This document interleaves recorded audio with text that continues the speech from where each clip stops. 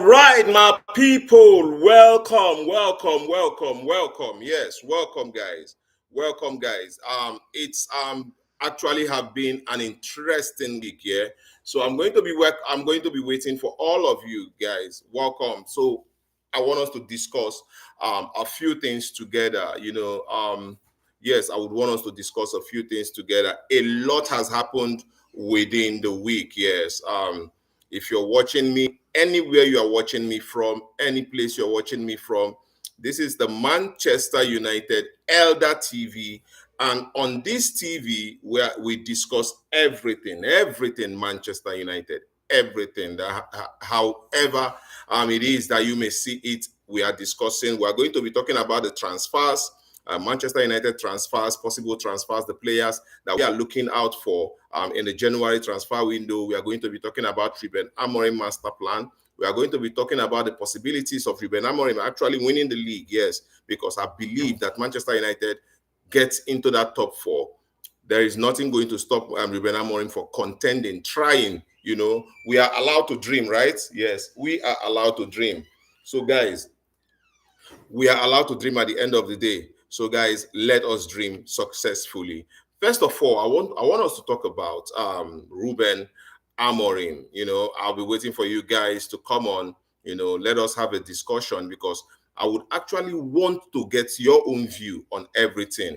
So if you're seeing me for the first time, this is Man United Elder TV. We discuss everything that has to do with Manchester United on this channel. This is a live broadcast, and we are here to discuss transfers. We are here to discuss some of the news some of the news around Manchester United. We are here to discuss the effect of what Sir Jim Ratcliffe discussed in public for Ruben Amorim. We are discussing everything about Manchester United and how the Liverpool game might just be what changes Manchester United on the long run. Yes, the Liverpool game might just become that game that changes Manchester United on the long run. So, guys, let us delve into it proper.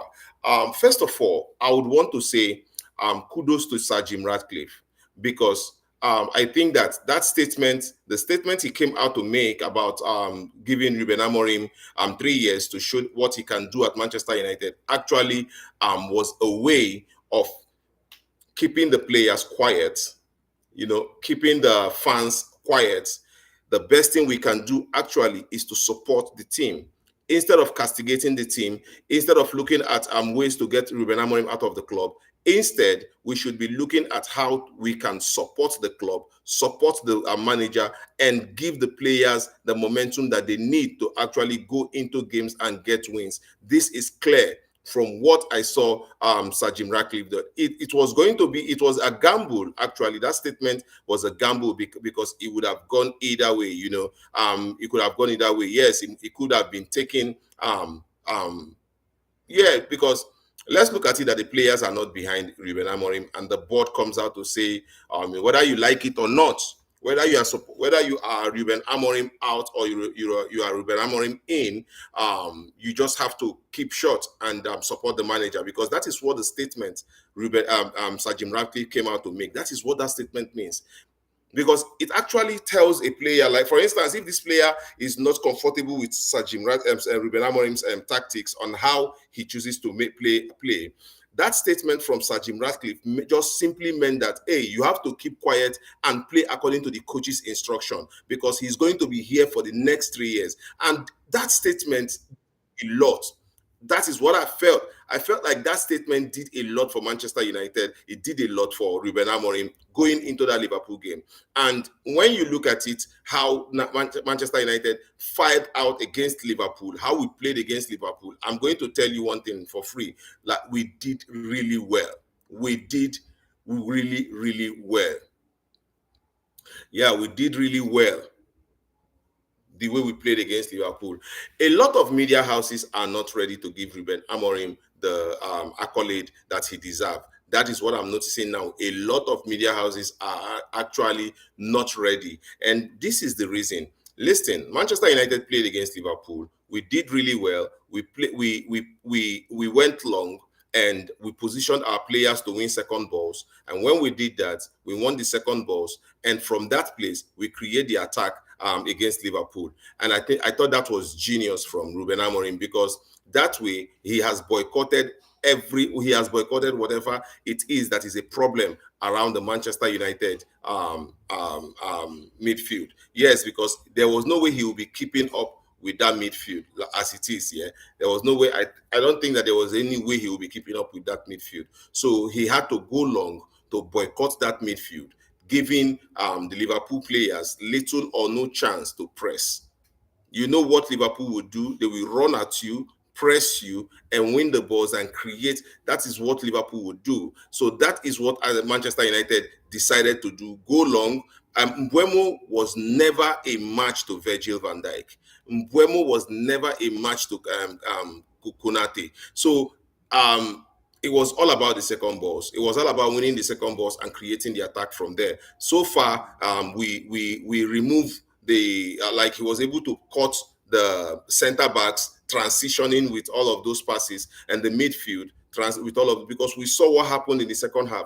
Bruno Fernandes gave away a lot of balls. If Manchester United was actually playing from the back against Liverpool, we would have been punished, and not playing against out of the back frustrated Arne Slot, because he mentioned it. He was bitter about it. He talked about Manchester United actually going Manchester United going long, and that frustrated him. Another thing that frustrated Arne Slot was Manchester United not playing Benjamin Sesko. He thought that Manchester United was going to play Benjamin Sesko. The lineup came out, and it actually destabilized Arne Slot, because he did not see Benjamin Sesko.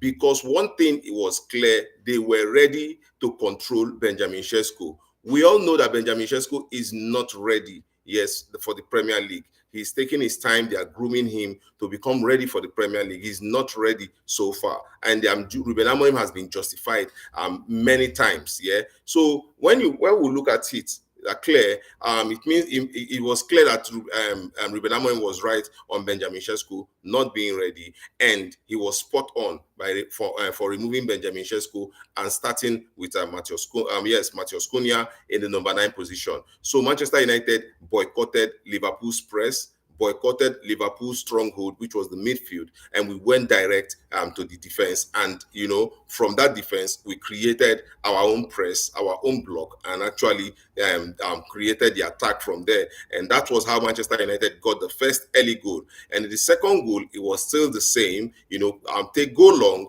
press them, get the corner kick, recycle the corner kick. Bruno Fernandes being that magician and putting back that ball in there, and clear, Maguire was the favorite to win that header.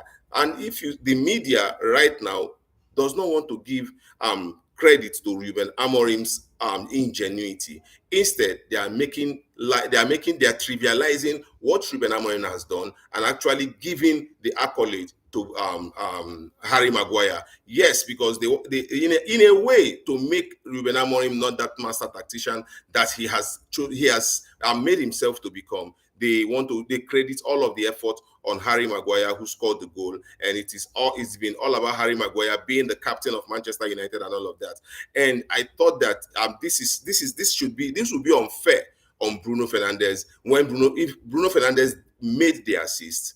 And all of the play pattern was orchestrated by Ruben Amorim. If you look at Ruben Amorim, the players that are very important to Ruben Amorim in his system of play are the centre backs. Centre backs are very important to Ruben Amorim in his pattern of play, and the wing backs are very instrumental in his pattern of play, because the wing back are the ones then his pivot, the midfield pivot, is very important for Ruben Amorim, because what I understand from what he tries to do in the midfield is get one CDM and get one box-to-box midfielder.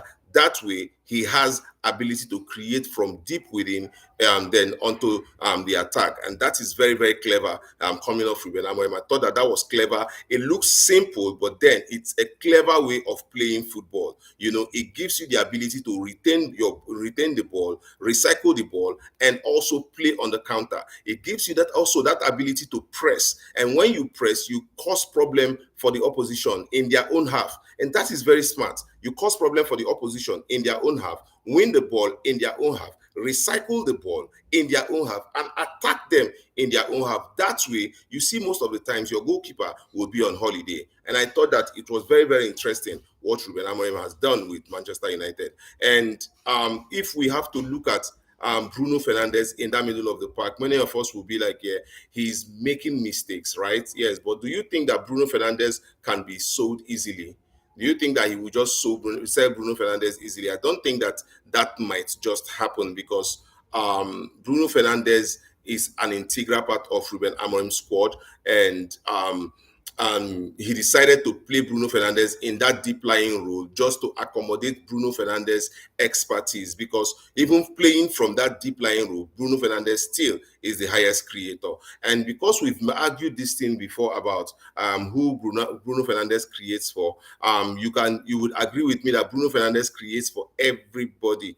Anybody that wants to get that goes into the chance and that makes the run and makes himself available, Bruno Fernandes is going to create a chance for him. So I think that Manchester United with Ruben Amorim have done excellently well, and we might just be in contending for the title this season. It might be a tall order. You might look at me and say, wait till this guy they talk. But I'm telling you that if you look at Manchester United, how it is going for them, it might be a tall order. But Ruben Amorim has shown that he has the ability to actually turn things around at Manchester United and get them going in winning ways. People criticized him. The system now has been cleared. It has been very, very clear now that the system is not a problem. It is very, very clear now, because if Manchester United loses a game, the system is the problem. That he's too stubborn, he does not want to change his system and all of that and all of that. But then if Manchester United wins a game, nobody talks about the system. Nobody talks about sacking Ruben Amorim. I feel like a lot of times I think that Manchester United fans are plastic fans. A lot of them do not actually love Manchester United. I think that many of these people many of these people just want to be Manchester United content creators rather than being fans. It takes a lot to be a fan of Manchester United in this time, because Manchester United in this time looks like a team that is going through crisis. But Ruben Amorim has somehow made it look light, because tell me, in this season we've played 8 games, right? And we've won 4 and drew 1. If Bruno Fernandes, I'll keep repeating this thing. If Bruno Fernandes has taken his chances against Fulham, Manchester United would have won 5 games, and we will be about 15 points. Yes, we would have won 5 games and we'll be 15 points. And we will not be far off the top 4, because the top 4 we have in the top 4 we have we have Arsenal, we have Man City, I think Bournemouth or so. But Manchester United wouldn't be far off the top 4 with 15 points. But now we have 13 because we could not win that Fulham game. I would not talk about the Brentford game, because if you look at the Brentford game, me personally, I felt like if Manchester United won, equalized that goal at the time Bruno Fernandes was given that penalty to play, if he scored that goal, it would have changed everything about that game, because Manchester United was on the rise. We were on top of the game. If we had scored that penalty, Manchester United might have gone ahead to win that game. That is what I think. Yes, but we did not score. And by not scoring, the players got demoralized. And that was one of the problems at the Brentford game. So all of those things now are beginning to be in the past. The Brentford game, the Grimsby game, the loss at Fulham, the Man City loss. The draw at Fulham, the Man City loss. All of these things have been, I think they have been learning curve for Ruben Amorim subsequently, because when we look at how he comes out now, he's a little bit more pragmatic. He's showing off what he actually feels with how he names his team. He's tweaking a lot of things, and bringing in different patterns. And that is why I think that Ruben Amorim will be able to contest in this league this year. Yes, if he gets into that top 4 between now and December, it is going to be tough, because in January transfer window, we are going to see Manchester United go get in either a midfielder, a right back. I think that we need these two, a right back and a box to box midfielder. I think we need it because Casemiro can still be at Manchester United, but if you get Casemiro a box to box midfielder, you're relieving him of a lot of duties. His concentration will be on breaking attacks, while the box to box midfielder will be saddled with the responsibility to go forward and actually create chances with the number 10s in Cunha, Mbuemo, Mount, Ahmad, and Benjamin Sesko. So guys, I think that Manchester United so far is doing well. We have a lot of papers, we have a lot of name on our transfer. Yes, a lot of names are there on our transfer, and we are hearing that Manchester United could be going for Angelo Stiller, we could be going for Adam Wharton, we could be going for Carlos Baleba, we could be going for Joe Bellingham, we could be going for a lot of players are on the radar for Manchester United actually to look into which of these players can get Manchester United out of their midfield problem, right? And in my opinion, I don't think that going abroad to bring in a defensive midfielder would be it. For me personally, I know that Ruben Amorim and Christopher Vivel, Omar Berada, and Jason Wilcox, I know that they are footballing people. I'm sure it is clear they are footballing people. They have football ideas. They know what to do. You get, but for me, I think that Manchester United have the ability to actually get the players that would serve us. They have the ability to pinpoint the player that will serve us. They've shown it in recent times. Remember, it was deliberated to bring in Benjamin Sesko. It was also deliberated to bring in Sani Lamens. And if you look at it, these two players have made a difference for Manchester United, especially Sani Lamens. He's made Manchester United fans' lives better. Sani Lamens actually has changed the lives of Manchester United fans because we have a goalkeeper who is now very, very assured on the ball, who can do extraordinary things in goal, pick out accurate passes. He's very assured. He can save shots. Look at that Isak save. He saved good balls against Liverpool last week. So there are a lot of positives going with Sani Lamens being in goal. Lots of positive with Sani Lamens being in goal. So I think that it's good. Solomon Thompson, welcome, guy. Welcome. Yeah, appreciate you. If you're seeing me for the first time, this is a Manchester United fan TV. You can do well to click on the subscribe button because everything we talk about here is basically Manchester United. So Solomon Thompson, you're welcome. Yeah, appreciate your presence here. You can join the fan channel. You can subscribe to the channel. A lot of things. Everything we do here is yes, thank you very much, Solomon Thompson. I appreciate that. It is about Manchester United, everything. You can also like the live, click the thumbs up button, like the live, so that the live can go and can gain visibility to other people. We want to just talk about Manchester United, basically, the transfers that the possible transfers that we can get, possible players that we can get. We can get in Angelo Stiller. That's on the radar. We have what's his name again? Adam Wharton. That is on the radar. Carlos Baleba is on the radar. Joe Bellingham is on the radar. There's this Hackney is on the radar. Manchester United will be looking at beefing up our midfield in January transfer window once it opens here. And we think that I personally think that with the players that we've been able to get, right? With the players we've been able to get, I think that Manchester United have been spot on. Yes, they've been spot on with getting in players. If you look at how they got in Sani Lamens and got in Benjamin Sesko, and how the turnout these players have given to Manchester United, you will know that they actually were spot on in signing these players. So, guys, I think that is perfect. So we cannot actually be naming players for our board members because they know what to actually get. If United can get at least 2 midfielders for next season, we are good to go. I'm telling you that if we get a midfielder, I'm telling you, if we get a midfielder this January transfer window, we will contend for the title. You heard it from me first. If we get a midfielder that a proper box-to-box midfielder, then Bruno Fernandes will be allowed to go up. Yeah.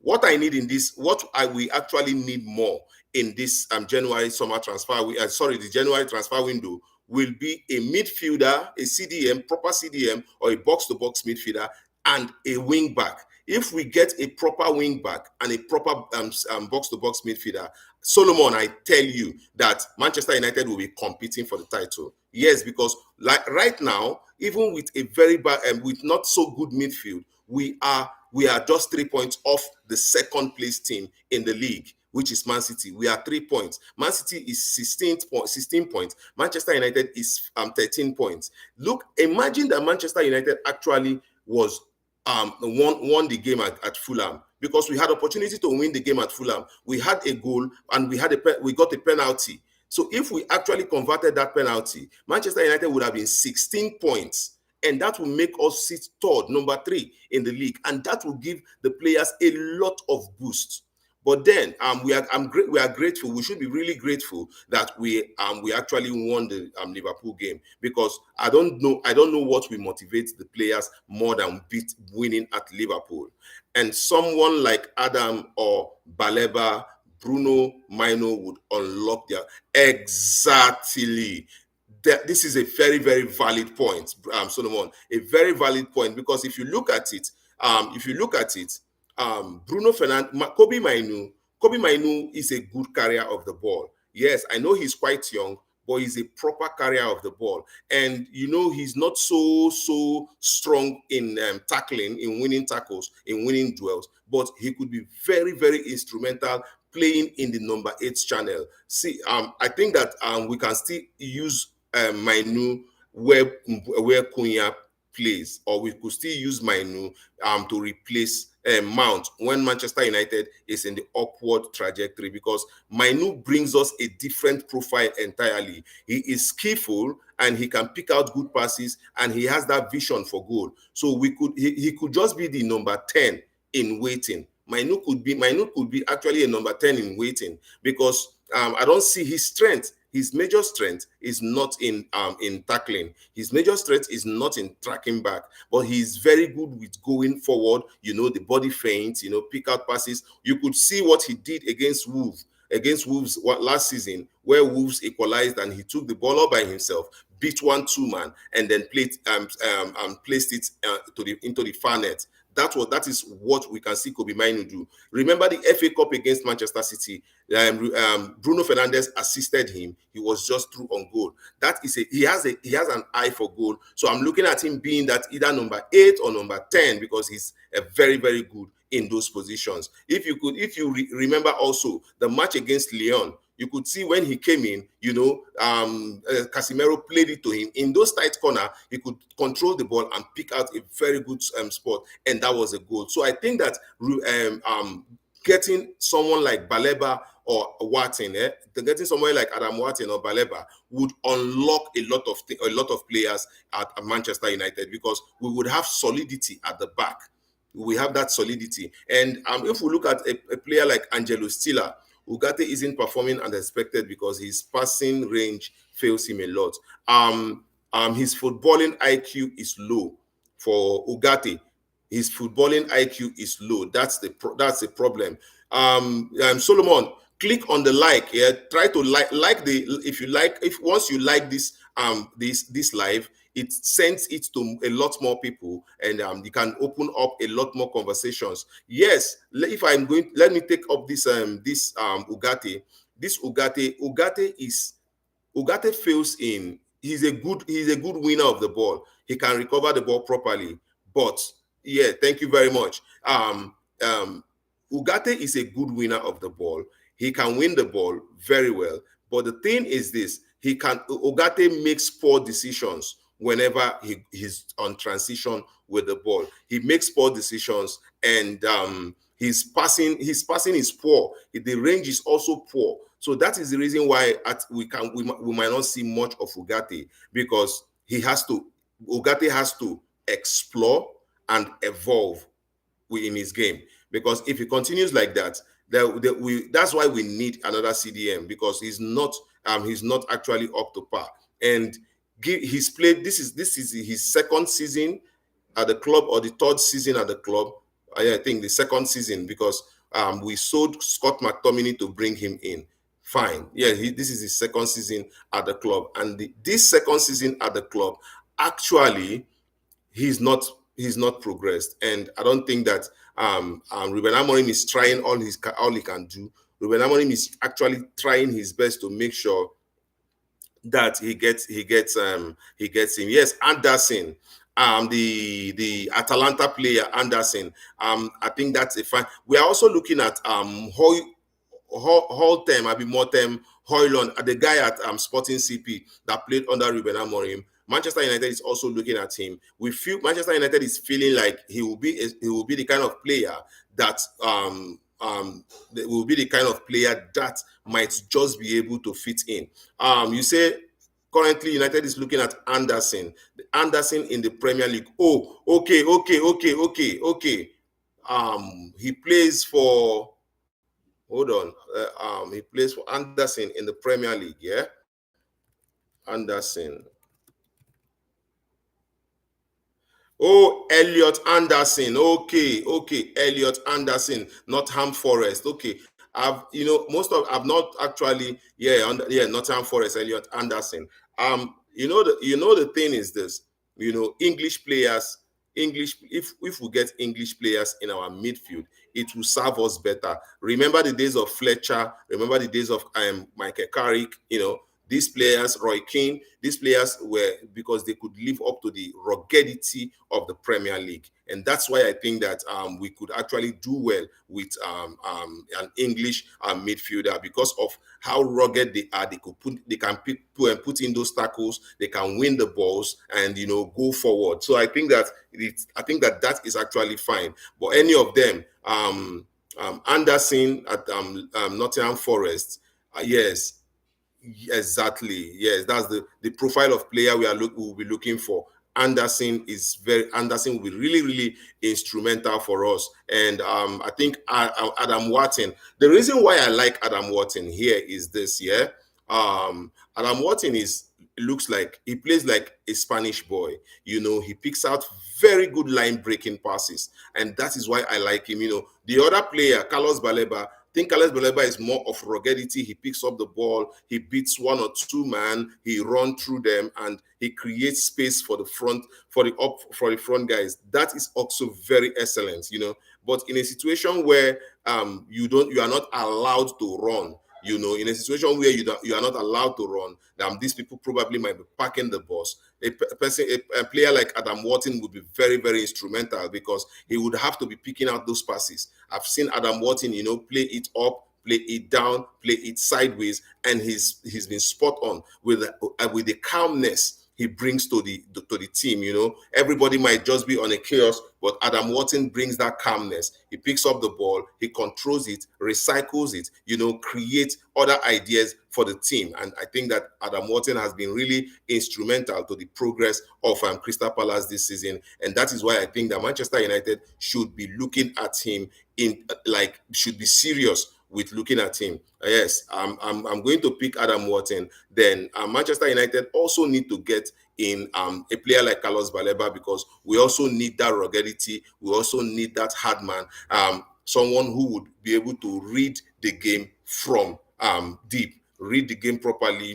We remember Michael Carrick, we remember Darren Fletcher, how they were reading the game, read the game, intercept passes and all of that. So Manchester United, all of these players are on the radar for Manchester United, and we will just be looking at what we can get.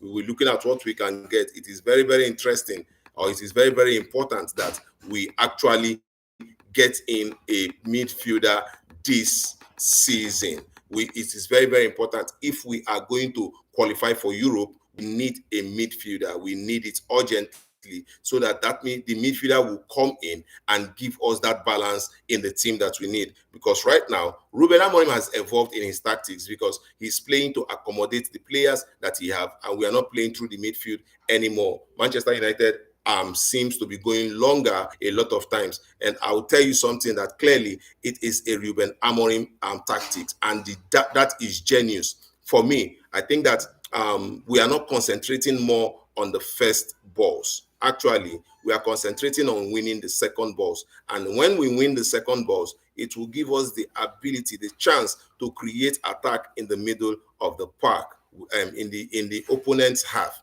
And if we create attack those ways, Manchester United look good. Yeah, we look good to go. And we've been hearing different rumors of Joshua Zexi wanting to leave the club. We've been hearing rumors of Kobe Minu wanting to leave the club. But I'll tell you something on Saturday that I saw, and actually that shocked me a little bit. What I saw with Joshua Zexi and Kobe Minu was they were really, really happy in the Fulham game. They were so, so happy. And I thought that, wow, these are players that have been rumored to want to leave the club, but they are very happy. And I think that the FA Cup, yeah, I feel we need to give him more chances. Yes, the FA Cup is coming soon. The FA Cup will start soon, and we'll be seeing these players get that these playing times. Because look at it this way: we have only one game every week, one game, and there is no way we'll be bringing what's his name? We'll be bringing Joshua Zexi and Kobe Mainu to to yes, to actually come and play in these games when we have the players like Bruno Fernandes, Mason Mount, and all of them. We have more experienced players. We have more the players that can actually give us something good in the play. So the more they aren't played, definitely they will lose form. Yes, yes, actually. But then, do you also understand that form is a thing of the mind most times, Form is a thing of the mind. It has to do with the belief in yourself.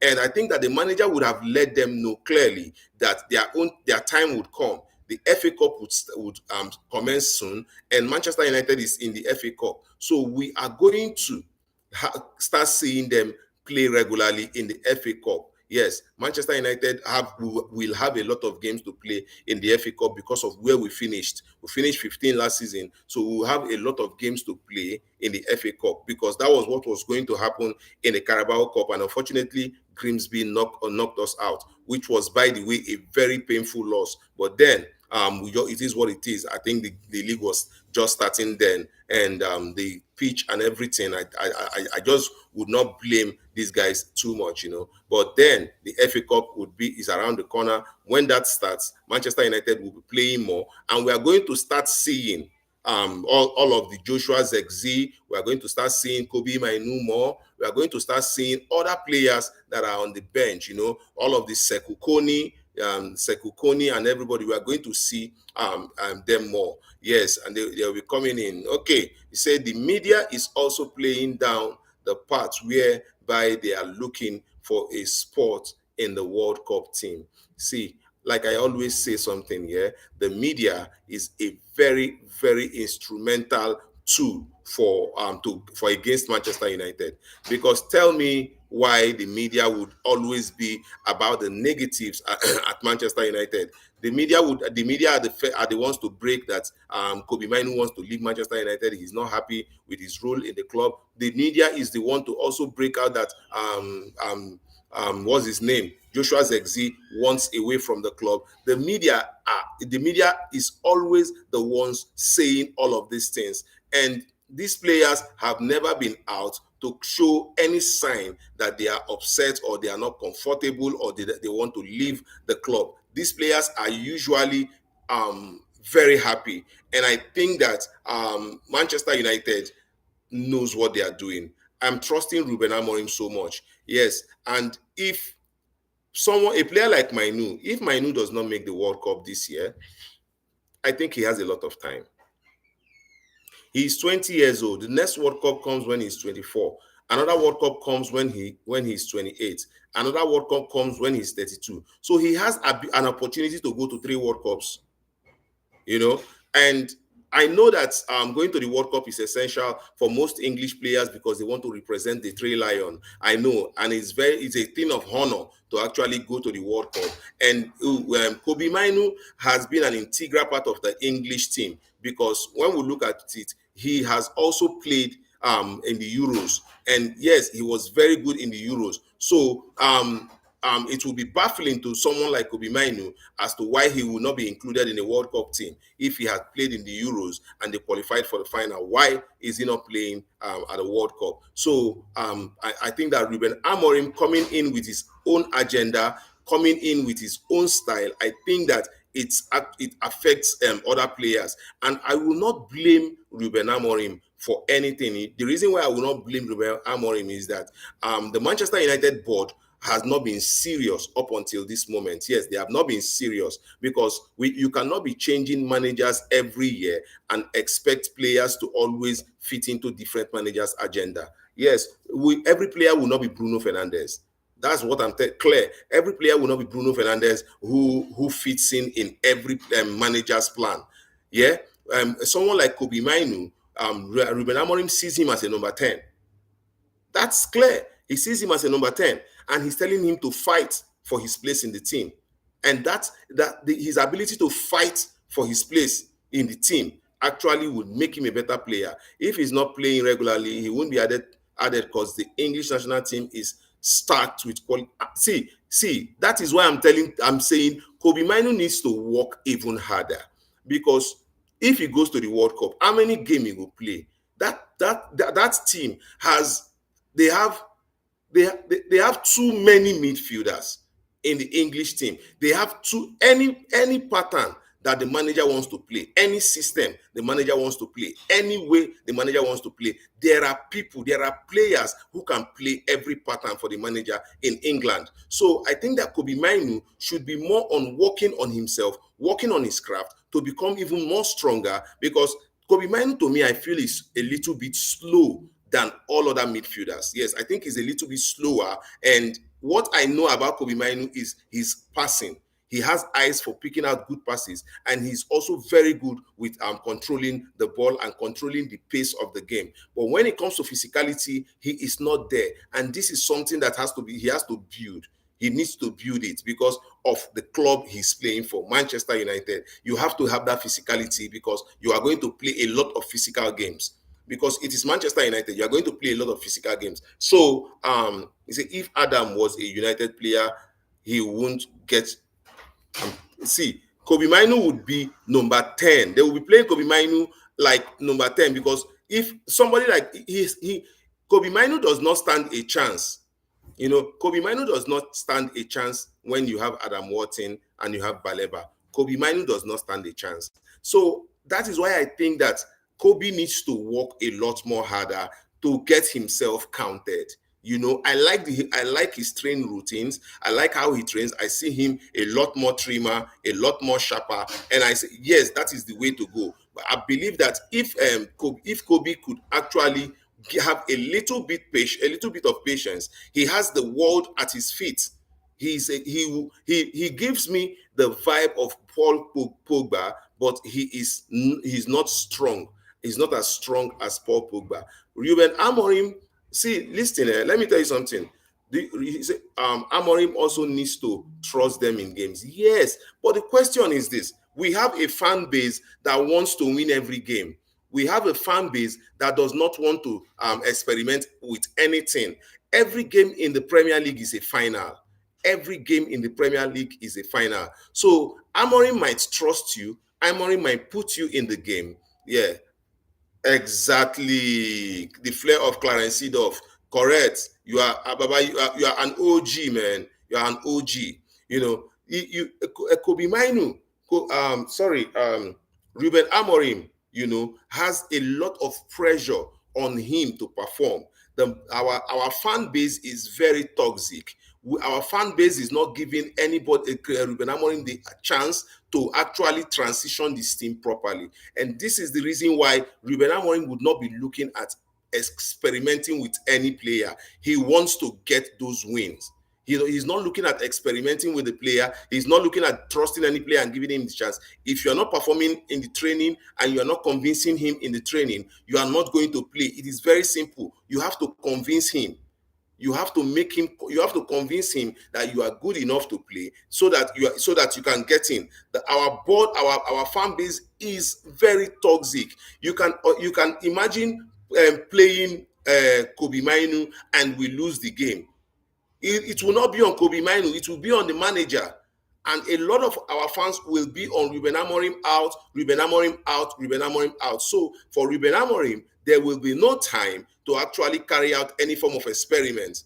That's why he's trying to steady the ship for exactly. You get the point. You actually get the point.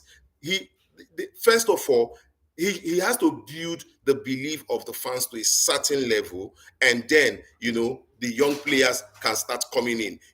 He has to implement the style, his pattern of play, his style of play, that everyone understands it, and he has to transition this down to the academy, because from the academy, when you promote a player, he already knows the system, he already knows the pattern. He's not coming in to learn, he's coming in to continue from where whoever left stopped. That this is what Alex Ferguson did, building it like that, making sure. That's why it was easy for Alex Ferguson to pick players from the academy and throw them straight into the first team, and they gel automatically, because it's the same thing, it's the same profile, the same lessons, the same teachings, the same everything. You just come in and you know that it's still the same pattern of play. This is what I have to do in any position that I find myself to play in. So that is Manchester United. I feel like Ruben Amorim is trying to make sure that whatever he does at Manchester United leaves a longer time. It is not something. If you look at Chelsea is always building new things. If you look at Chelsea now, they are always building new things. When you look at Jurgen Klopp, his team, he arranged his team as a fast playing team. They are fast, they are passing the ball fast, they are running, no time. Before you could actually turn, they don't reach your post, they don't score. But look at Arne Slot. Arne Slot comes in and says he wants to play possession-based attacking football. What did that one mean? What's that kind of? I don't understand possession-based attacking football. He said he wants to play that, and now this is going to affect the players, because the players would have to now start adapting to a new style. And this is not what Ruben Amorim wants for Manchester United. And this is not what me, as a Manchester United fan, want for Manchester United. I want Manchester United to be a force. We have a pattern of play. We have a style of play. All we need is just to be tweaking it a little bit here and there, adjusting a little bit here and there, in cases where, in peculiar cases. Not that every time we bring in a coach, this one comes in and says he wants to play 3-5-2-1. This one comes in and says he wants to play 4-4-2-3-1. This one comes in and says he wants to play 9-9-1-2-0-8. These are different formations. That was what got Marcus Rashford confused. In as much as I didn't like the character of Marcus Rashford when he wanted to leave Manchester United, but I will give him that benefit of that this got Marcus Rashford confused. Yes, it got Marcus Rashford confused, because today they are telling them 4-3-3. This week they are training 4-3-3. They train 4-3-3 this week, train 4-3-3 the next week. And the upper week, they are telling them you are now going to be playing 4-1-2-2-1. Marcus Rashford going to ask question, okay, 4-4-2-2-1, where I will play? They will not play, you will play inverted striker. Wait, what does that mean? All of those things, they confuse players. The players have to now start taking down details of a different thing. This other one now, where will they do? They don't abandon them. We don't start a new one. Now, one player we talk about, another coach go come tell them and say, no be that pattern now. The pattern we want to play is 17-5-2.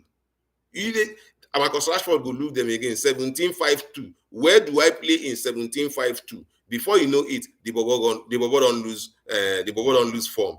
Before you know it, the Bobo don't vex. Before you know it, the Bobo wants to leave Manchester United. I didn't like his attitude. Yes, when he was leaving Manchester United, I felt like his attitude was poor. He purposely did a lot of things to make sure that they get him out of the team, which I didn't think was professional. But at the end of the day, I would understand from Marcus Rashford's point of view, because he made it. He actually had an interview where he said it. He said it in the interview that, listen, Manchester United, we are transitioning, we are building. The next minute, we are in no man's land. Another person go carry bag. Before you know, they don't go carry another one, we go carry bag, fall in. Tell them, say, I'm being a new coach. Oh yeah, we are starting like this again. And it is actually very worrisome, to say the least. It's very worrisome. And this is the reason why I think that Ruben Amorim should be allowed to stay at the club. I am seeing patterns in what Ruben Amorim is doing. I am seeing the patterns. I'm seeing what he's trying to achieve, right? And if we give him time, Ruben Amorim is a very ambitious guy. I want to tell you something. We've played 8 games in this season, 8, and in that 8 games, he has won 4. How many games did Ruben Amorim win last season? He beat Man City. He beat Aston Villa. Who else did he beat last season? Yeah, he beat Man City. He beat Aston Villa. Who else? He drew Ipswich Town. He beat Leicester City. 4 from November to May. He had 4 wins. Are you imagine that? Anyway, according to Ruben, he actually was concentrating more on the Europa League, and that was why he did not mind losing the so many games in the Premier League. He was concentrating on the Europa League. But then look at this season.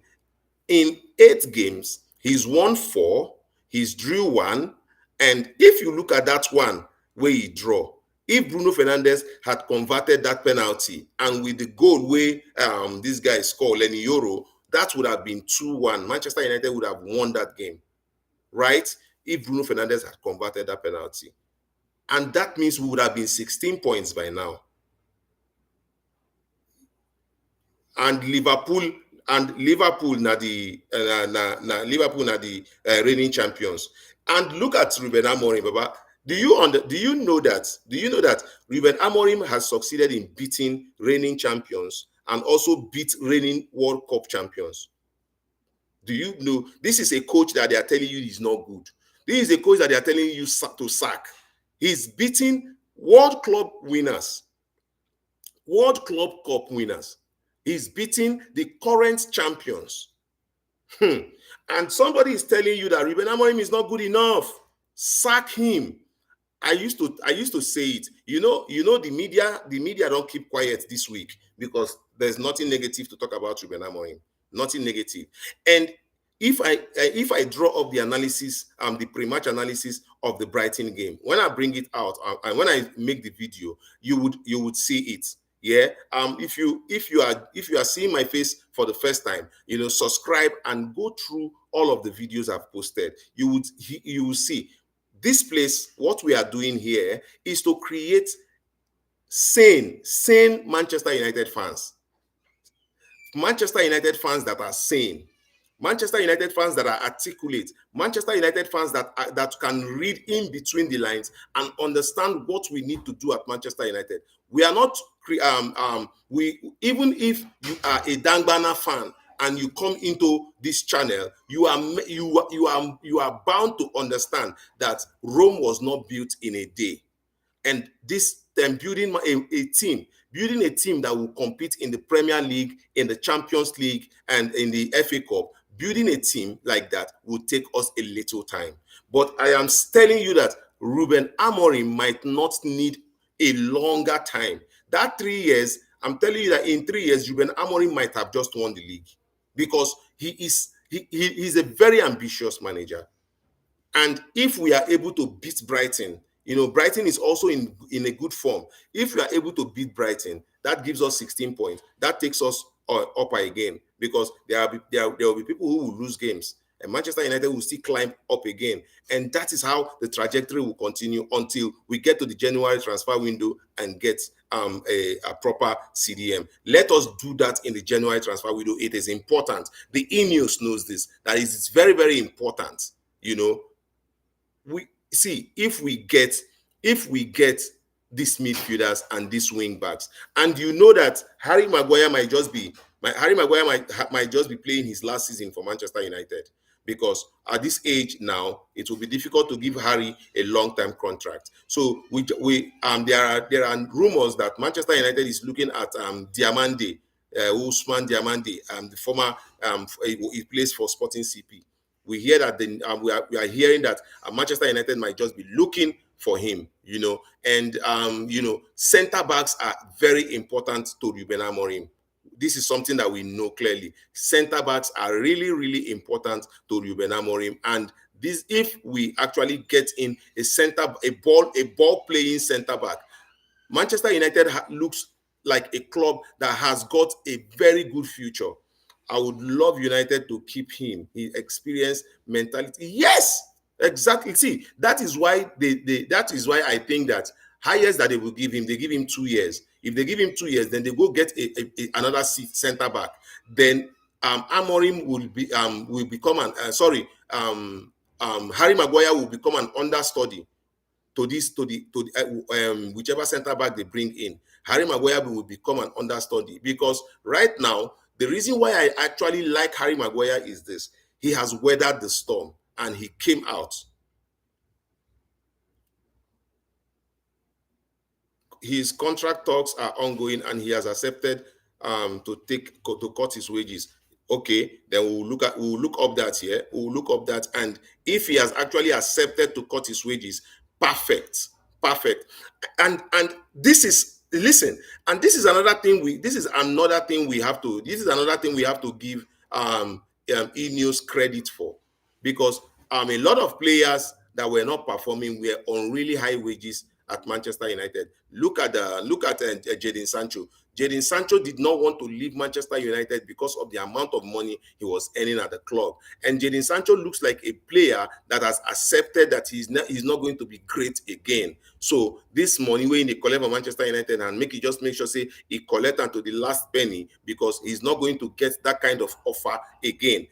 Look at him now, shipped to Aston Villa. Jadon Sancho, I'm not sure he has played 30 minutes of football for Aston Villa. I don't know what is wrong with him at Aston Villa, and it's just funny.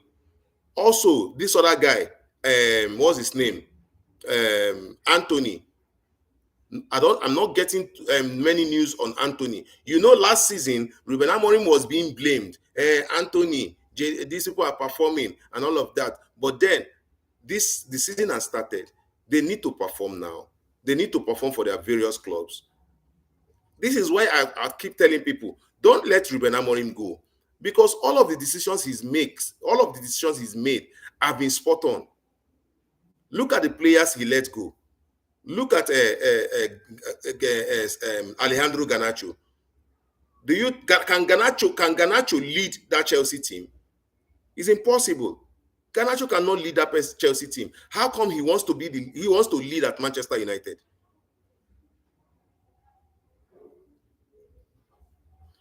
Exactly. Now look at Garnacho at Chelsea. Garnacho at Chelsea cannot lead that team. It is impossible.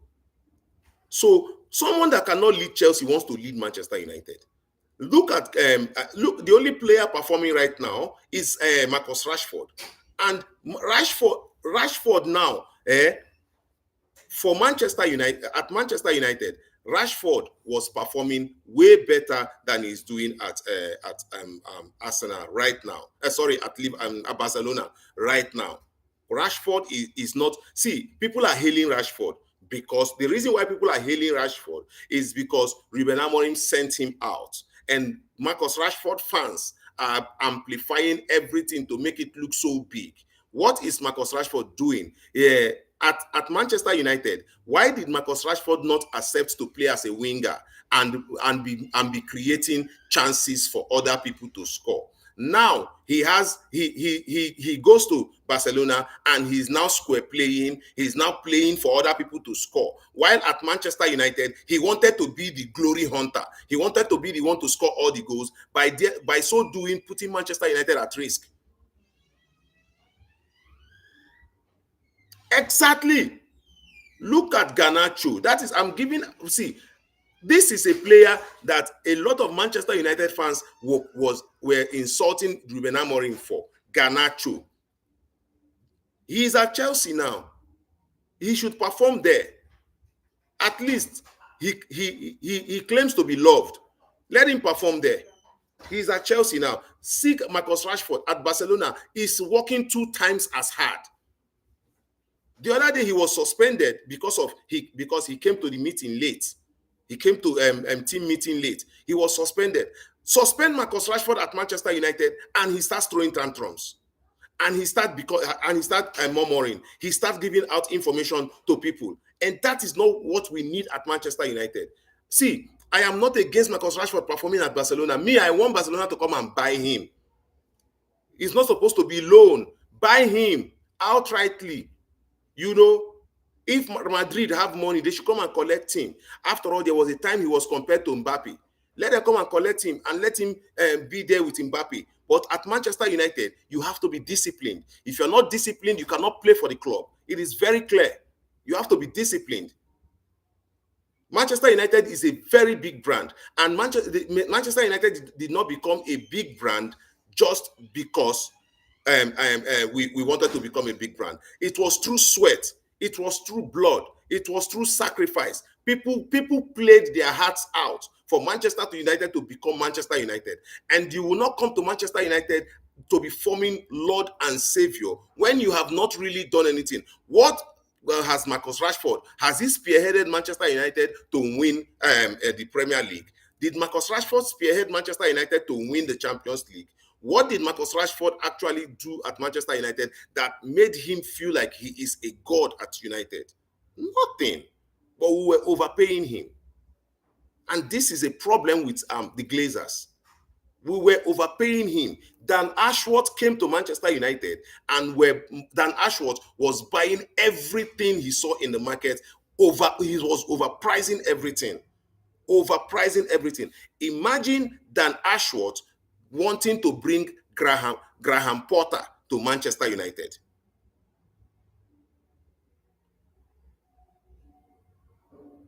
Exactly.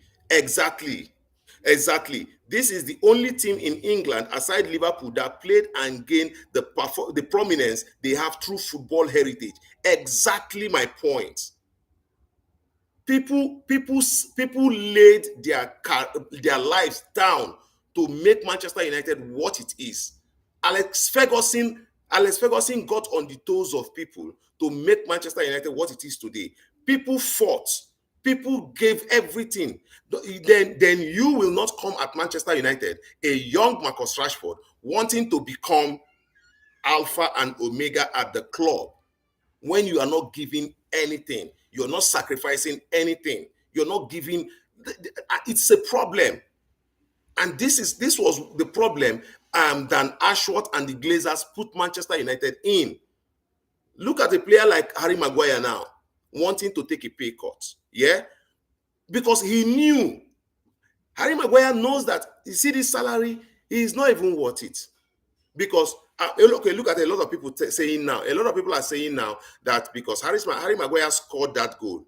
Harry Maguire scored the goal. Harry Maguire scored the goal against Liverpool, and it looks really, really fantastic, right? But the thing, a lot of people are now talking about Harry Maguire becoming a captain at Manchester United. A lot of people are now talking down on Bruno Fernandes as the captain of Manchester United. Listen, Harry Maguire was given the armband. Harry Maguire, that armband became too heavy for him. He started misperforming. Yes, but Bruno Fernandes wore that armband and became the best player at Manchester United. Bruno Fernandes wore the armband and was giving everything for the club. And somehow, somebody thinks that he wants to. Harry Maguire should be the captain of the club, and Bruno Fernandes whines and all of that. Say, listen, I'll tell you something. I'm not a supporter of Bruno Fernandes complaining every time, but that does not make him a bad captain. Soldier go, soldier come, barracks remain. Manchester United is an entity that lasts forever. You know, players will go. We've seen better players go. We were not ready. We were not ready to let Eric Cantona go at the time he left Manchester United, with all of the problems surrounding him and the English FA. We were not ready to let him go. A lot of Manchester United fans were upset with Sir Ferguson when David Beckham was leaving Manchester United. A lot of players left Manchester United. Even Mike Schumacher, our goalkeeper in the 1999 treble winning season, he left, and people were not happy. So when you look at Manchester United and look at all of the players Ruben Amorim has removed from Manchester United, you will justify it because they've gone elsewhere. They've shown it. Marcus Rashford now is playing to instruction. Where we say for Manchester United, he was not playing to instruction. He wanted to be the boss of that team. He wanted to be the manager. He wanted to be the captain. He wanted to be the instructor. We all saw how much Eric Ten Hag gave to Marcus Rashford. Marcus Rashford was not performing game in, game out. Eric Ten Hag kept playing him. Marcus Rashford was very selfish with the ball, not playing passes, not feeding strikers, not giving anybody. He wanted to score all by himself. A lot of us saw that. And somehow, Marcus Rashford goes to Spain, gets 2 or 3 assists, and somebody thinks Ruben Amorim is at fault. That is not how it works. Manchester United is bigger than any player. So, with all of that said, we look like a team going in the right direction. If you look at exactly, bro, because there were a lot of times Højlund will run in, make very good runs. Marcus Rashford sees Højlund in facing an empty net, and Marcus Rashford will still want to take the shot himself. Garnacho did the same thing. Garnacho was very selfish. He did the same thing. It cost Manchester United a lot. Look at how Manchester United have transitioned from Anthony, Garnacho, Sancho, Rashford to Šeško, Mbeumo, Cunha, Mount. Look at the upgrade. Look at that upgrade. These guys are serious ballers. We could see what Cunha was doing on the pitch against Liverpool last week here. He went in there, he held the ball, he protected the ball, he was so strong. We know Cunha have not gotten his goal, and I am sure he's going to get his goal. But Cunha gives us a lot more than Marcus Rashford or Anthony or Sancho would have ever given to Manchester United. And that is a massive upgrade. So Manchester United, so sometimes I want to talk to Manchester United fans and let them to know that, guys, whatever it is that you think you know, you are just a fan. The board is doing way better than you. Look at our board. Our board is bringing players. Look at this season. Let us use this season to look at the players the board has brought in. The board brought in Sani Lamens. The board brought in Benjamin Šeško. They brought in Mbeumo. They brought in Matheus Cunha. Look at these players. They happen to be the best players on the pitch now for Manchester United. They happen to be the best. Now let us look at Manchester United defensive future. We have Aiden Heaven. We have Lenny Yoro, right? And we are going to get another center back. Look at Luke Shaw yesterday on Sunday. His performance, it was top. I took my time. I was looking at all of Luke Shaw's tackles, and I felt like this guy is going back to the prime Luke Shaw we used to know. And somehow he is not injured yet. Somehow Ruben Amorim is beginning to know how to manage these players so they will not get injured, because they are very important players for Manchester United. Lisandro Martinez will be back soon. I am very happy. I am actually very happy with Lisandro Martinez coming back very soon. I'm very, very happy, because I know that we are going to be seeing a different setup in that defensive line, a different setup in that in the middle of the park. Yeah, I look at his man management and injury. I tell you, he's bothered about these players, and that is why you see him trying to manage the time they play, because he does not want them to get injured, because these guys are very instrumental to what Ruben Amorim is trying to achieve this season. Mason Mount, Sani Lamens, Mbeumo, Cunha, all of them, including Casemiro. All of them, he wants to make sure that there are no injuries. And that's why I give it up for Ruben Amorim. I think that he is a very, very important person for Manchester United, and he is the coach to do it for Manchester United.